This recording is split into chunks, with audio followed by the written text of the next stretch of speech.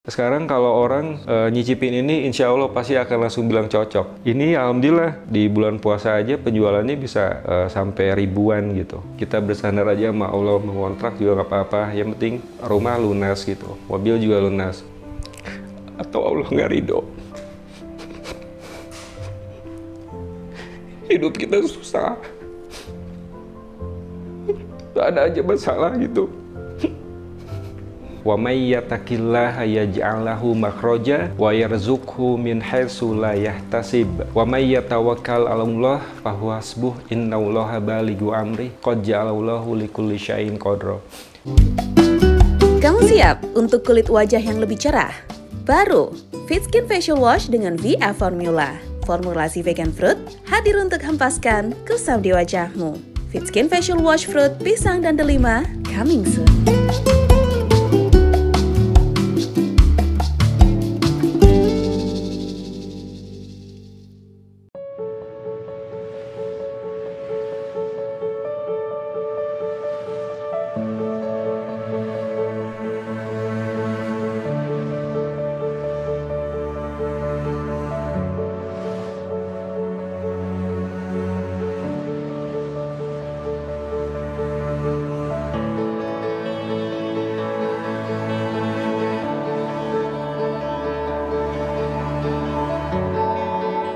Assalamualaikum warahmatullahi wabarakatuh. Nama saya Asep Zainal Arifin. Saya asal dari Sukabumi. Namun saat ini saya tinggal di Tangerang. Kegiatan saya adalah berdagang, retail khususnya. Spesifikasinya lagi saya lebih kepada jualan herbal, lalu ada oleh-oleh khas Timur Tengah dan pakaian muslim. Background saya kuliah di pariwisata perhotelan. Jadi alhamdulillah atas izin Allah saya bekerja di bidang hospitality yang nyambung gitu. Saya pernah bekerja juga di beberapa restoran, kemudian di hotel. Yang terakhir saya bekerja di perusahaan in-flight catering yang bergerak di bidang jasa layanan catering untuk penerbangan di Bandara Soekarno-Hatta.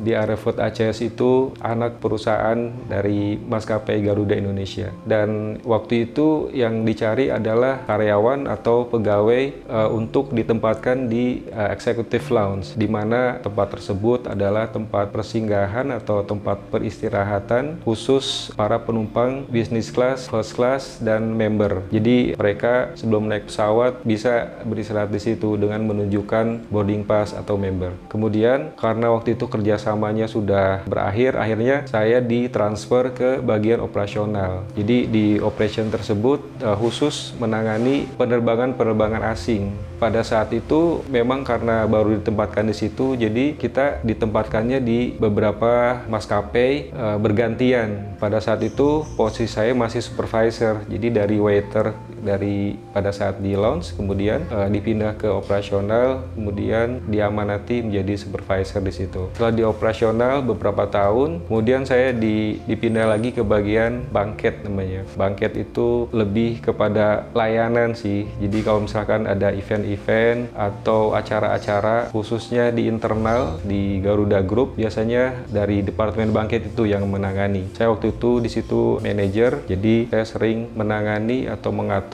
acara-acara. Kemudian setelah dari banket, saya dipindah ke Garuda Executive Lounge sebagai senior manager. Waktu itu tahun 2019, mungkin setahun kurang lebih karena COVID. Jadi kondisi perusahaan kena impact-nya dari COVID tersebut, akhirnya memiliki program pensiun dini dari hulu, dari bapaknya perusahaan yaitu Garuda Indonesia, mempunyai program kepada karyawannya di usia 50 tahun ke atas untuk mengambil pensiun dini. Begitupun juga dengan anak-anak perusahaannya, ada program tersebut juga. Saya ikutan dan alhamdulillah di-approve atau disetujuin. Keputusan apa yang saya akan ambil, keluarga sih support aja selama itu positif dan baik. Mungkin memang awalnya mungkin berat, karena kan kalau kita mengambil pensiun dini kan pastinya secara hitung-hitungan pendapatan pasti akan mungkin nggak jelas gitu. Karena kan yang biasanya setiap bulan mungkin terima gaji, nah kalau sudah pensiun dini nanti mau ngapain gitu. Tapi alhamdulillah memang selama kerja kadang-kadang saya berjualan gitu. Apa aja yang bisa dijual jual selama itu baik dan halal, saya lakuin gitu. Dari mulai jualan baju, jualan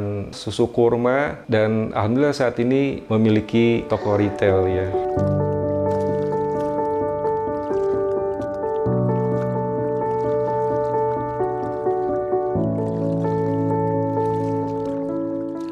Sebelum ambil pensiun dini memang sudah ada perencanaan dari awal, yaitu hijrah ke kampung. Awalnya mau mencoba balik ke kampung lah. Di kampung kan nuansanya masih hijau, masih segar, masih alami gitu. Nah, untuk usaha di sana awalnya memang saya rencananya mau buka toko plastik. Toko plastik itu kan ada kadaluarsanya tapi lama kan, jadi bisa awet lah gitu, nggak seperti makanan gitu. Awalnya begitu. Setelah survei ke sana, kemudian sudah ketemu tempat dan mungkin sudah 75%. Baik lagi ke sini, diskusi lagi sama keluarga, karena anak masih kelas 2 SMP, tanggung. Jadi kalau seandainya saya usaha di sana, kan jadi misah. Saya di sana sendirian, anak sama istri di sini gitu. Akhirnya diputuskan, udahlah nunggu dulu anak sampai lulus. Kita coba cari usaha di sini, ikhtiar di sini. Awalnya mau plastik juga, tapi setelah survei ke beberapa tempat, cari ruko atau tempat jualan di area sini sudah banyak yang jualan plastik, sedangkan saya belum punya knowledge atau pengetahuan di bidang plastik. Lalu setelah itu diputuskan lagi, gimana kalau jualan kurma gitu, karena kan saya lumayan lama kemarin 11 atau 12 tahun nanganin penerbangan Saudi Arabian Airlines, jadi saya udah mulai mengenal makanan atau oleh-oleh yang berasal dari sana gitu. Dan saya nyambil jualan kurma, terkadang khususnya di bulan puasa itu selalu gitu jualan, dan alhamdulillah sih bagus gitu penjualannya. Nah, akhirnya udahlah kita putusin aja jualan oleh-oleh Timur Tengah gitu. Nah, sebelum saya buka toko ini, saya sempat belajar mengenai herbal, karena pada saat itu saya tertarik sama herbal juga karena di musim COVID kemarin kan, pada saat kena COVID tuh hampir setiap hari minum rimpangan gitu, dan selain rasanya enak, khasiatnya juga bagus gitu. Akhirnya saya belajar, ikut pelatihan, dapat ilmu, kemudian saya coba hubungin orang-orang herbal, produsennya, kemudian saya pesen, saya pelajarin juga nama-nama herbal tersebut dan khasiatnya, kemudian saya repack dan saya jual di toko gitu. Nah, kalau misalkan barang-barang lain selain oleh-oleh Timur Tengah juga saya ada jual baju-baju muslim, karena di sekitaran tempat tinggal saya tuh bapak-bapaknya hampir setiap ke masjid itu sekarang udah terbiasa dengan baju-baju gamis. Saya pikir ini peluang nih. Akhirnya saya coba dari semua barang-barang yang saya jual di toko itu, saya coba sedikit dulu gitu. Ya paling tidak satu item tuh 3 pieces gitu. Saya pajang. Pada akhirnya banyak yang datang yang cari produk-produk yang saya jual. Dari situ kita bisa tahu gitu. Oh, ternyata produk A atau produk B ini yang diminati di sini gitu. Karena saya perbanyak produknya. Alhamdulillah sekarang udah mulai lebih lengkap sih dari sebelumnya.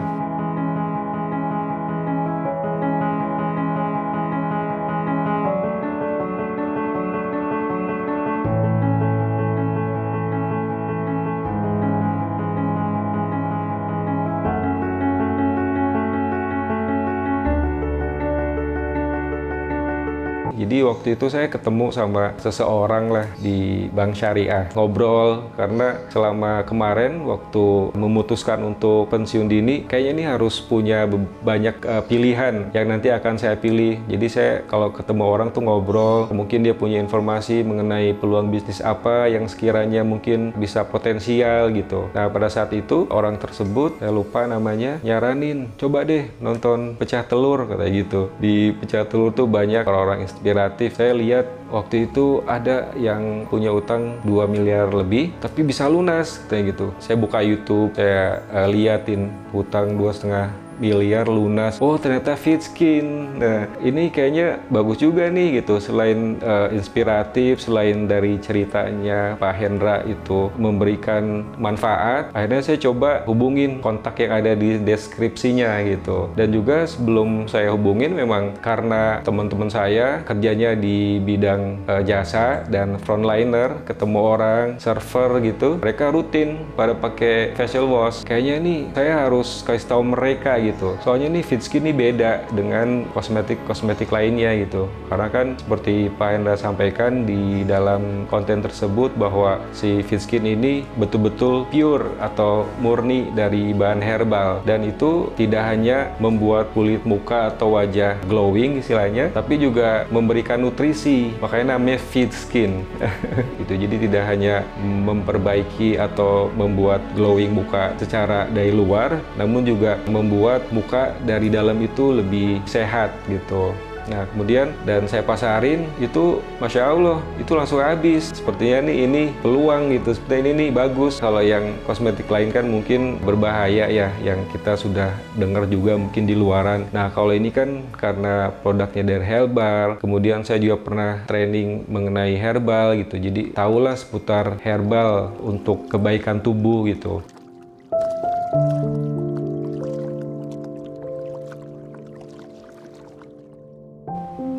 Karena dari konten tersebut juga banyak pesan-pesan.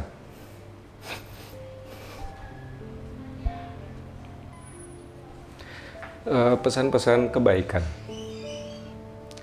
Dari kisahnya itu, orang tuh harus nonton gitu, harus nonton. Mungkin nggak hanya Pak Hendra, tapi para entrepreneur-entrepreneur lain yang ada di Pecah Telur. Itu emang layak ditonton, dan itu banyak sekali kebaikan yang orang dari mungkin pernah terpuruk atau di kondisi rendah, dan itu salah, tapi mereka nggak menyadari itu kalau itu salah. Makanya selama hidup mereka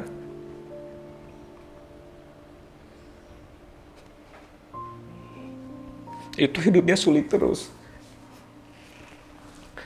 Mungkin karena nggak berkah.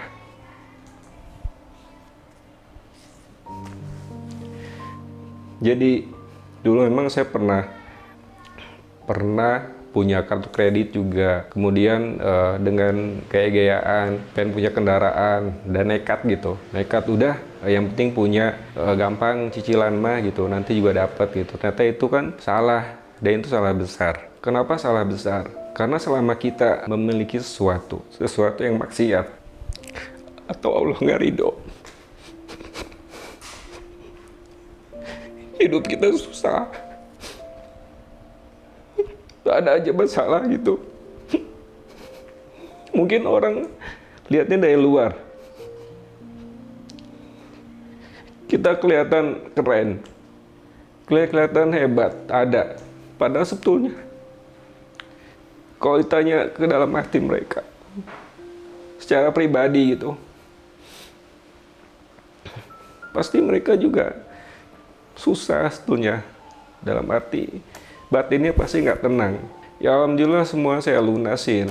Bahkan saya rencana sama istri mengenai cicilan rumah yang sebelumnya kami tinggalin. Udah kita jual aja, kita bersandar aja sama Allah, mengontrak juga nggak apa-apa. Yang penting rumah lunas gitu, mobil juga lunas. Tapi ikhtiar terus, ikhtiar. Nyicil juga, alhamdulillah semuanya. Waktu itu mobil sudah lunas, rumah juga udah lunas gitu. Alhamdulillah.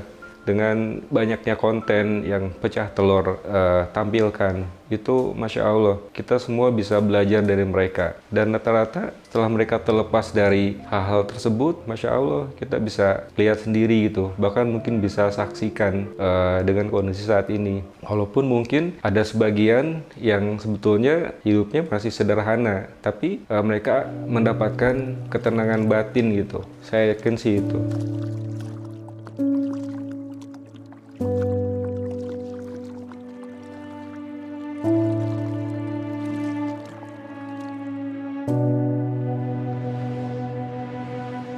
Pada dasarnya sih, kalau saya jalanin kehidupan sih sebetulnya ya biasa aja, karena yakin gitu selama kita masih hidup di dunia kan pasti ada kebahagiaan, ada kesedihan gitu. Mungkin pagi ketawa-ketawa, kita kan nggak tahu siang atau sore akan mengalami apa gitu. Kadang sedih juga, sakit juga gitu. Tapi itulah hidup, kita jalanin aja gitu. Namun kalau kita pasrahkan, kembalikan semuanya ke Allah.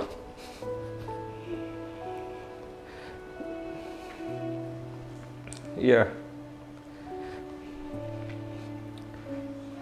kita jadi santai. Jadi ini hidup nih, Masya Allah, jadi lebih tenang gitu. Karena kita yakin, saya sering dengar gitu dari para ustadz, bahkan pernah baca langsung gitu mengenai surat yang berbunyi wa may yattaqillaha yaj'al lahu makhraja wa yarzuqhu min haitsu la yahtasib wa may yatawakkal 'alallah fahuwa hasbuh innallaha balighu amri qad ja'alallahu likulli syai'in qadra. Kalau kita bertawakal pada Allah, yakin Allah akan memberi solusi atas segala persoalan yang kita hadapi. Dan juga semakin kita bertakwa, Allah akan berikan rezeki dari jalan atau pintu-pintu yang tidak kita sangka-sangka. Saya yakin itu. Semakin kita yakin, bismillah, mencoba untuk memperbaiki diri, memperbaiki ibadah, memperbaiki amalan. Dengan kenyataannya kan alhamdulillah segala urusan Allah lancarkan, Allah mudahkan.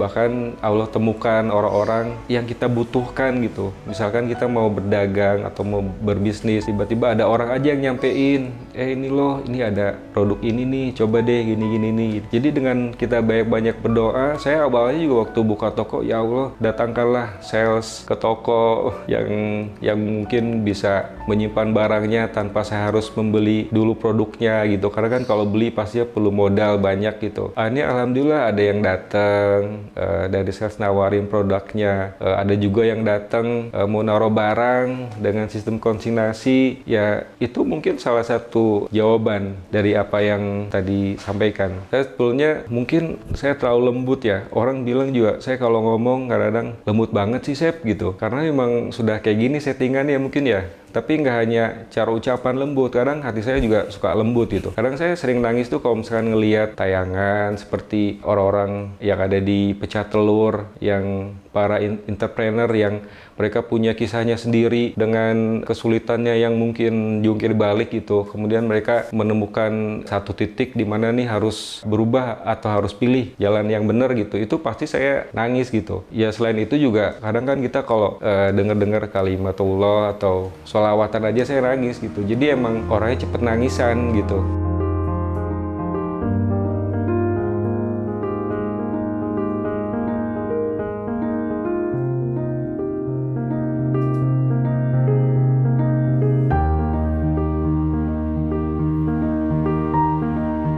Jadi selain Fitskin, saya punya produk ini juga. Nah, awalnya dari jualan kurma, waktu itu masih di rumah. Tahun lalu sih tepatnya sebelum bulan puasa, kita mencoba untuk berinovasi. Apa ya sekiranya mungkin kalau kurma kan udah umum ya. Coba kita buat susu kurma. Memang awalnya sih banyak browsing-browsing juga gitu. Dari browsing di YouTube juga. Kemudian ada resep-resep yang kita aplikasikan. Kita coba trial, kita bagikan ke tetangga, ke teman-teman gimana rasanya, oh kurang ini gitu kan. Akhirnya setelah rasanya pas, dari sekian banyak orang yang kita kasih, mungkin 1 atau 2 orang yang masih belum cocok, kita coba lagi, kreasikan lagi dengan resep yang kita coba. Alhamdulillah sih, sekarang kalau orang nyicipin ini, insya Allah pasti akan langsung bilang cocok. Ini alhamdulillah di bulan puasa aja penjualannya bisa sampai ribuan gitu. Dengan sistem, saya belajar juga meleverage, jadi saya perbanyak orang untuk menjadi reseller gitu. Saat ini sih paling jauh mungkin Jabotabek, karena kan ini harus tetap maintain suhunya. Jadi kalau sekiranya beku, ada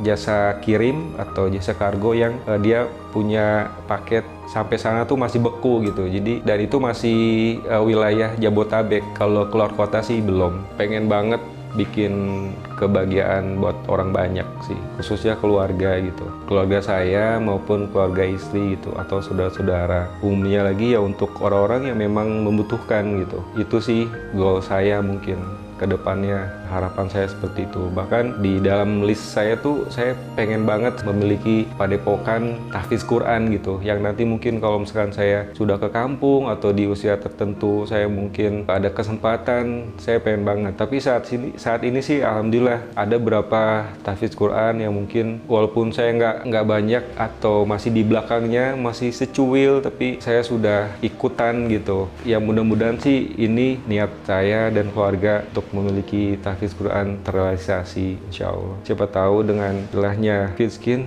mungkin ya. Saya Asep Zainal Arifin, saya owner dari toko F-Mart yang berada di Jalan Rasuna Said, Kunciran, Tangerang. Silahkan mampir ke toko kami. Terima kasih. Wassalamualaikum warahmatullahi wabarakatuh.